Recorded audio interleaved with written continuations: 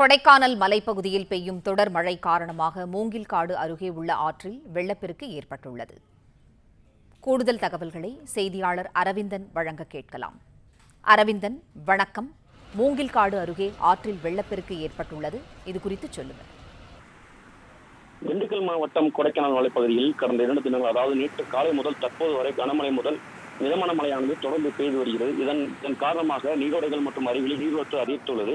இந்நிலையில் கொடைக்கானல் வில்பட்டி ஊராட்சிக்கு உட்பட்ட பழங்கி கோம்பை மூங்கில்காடு கிராமத்தில் பழங்குடியினர் உட்பட்ட சுமார் 50க்கும் மேற்பட்ட குடும்பங்கள் வசித்து வருகின்றனர். இதனையடுத்து கொடைக்கானல் பழங்கி கோம்பை பகுதியிலிருந்து மூங்கில்காடு கிராமத்திற்கு செல்லக்கூடிய ஆற்றில் திடீர் வெள்ளப்பெருக்கு ஏற்பட்டுள்ளது.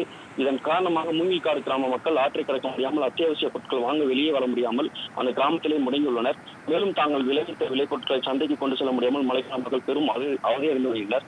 இதனை மாவட்ட நிர்வாகம் கவனம் செலுத்தி கொடைக்கானல் பழங்கி கோம்பை மலை கிராமங்கள் பகுதியில் இருந்து மூங்கில்காடு கிராமத்திற்கு செல்ல விரைவில் பாலம் அமைத்து தர வேண்டும் என அப்பகுதி மக்கள் வேண்டுகோள் விடுத்துள்ளனர். மேலும் மலைப்பகுதியில் மழை தொடர்வதால் ஆங்காங்கே மரங்கள் குறைந்து வருவதால் மலைப்பகுதி முழுவதும் அவ்வப்போது மின்சார தடையும் தொடர்ந்து ஏற்பட்டு வருகிறது. மேலும் மலைப்பகுதியில் 13 சென்டிமீட்டர் மழை பதிவாகியதாகவும் மாவட்ட நிர்வாகம் தகவல் தெரிவித்துள்ளது. நன்றி அரவிந்தன், தகவல்களுக்கு நன்றி.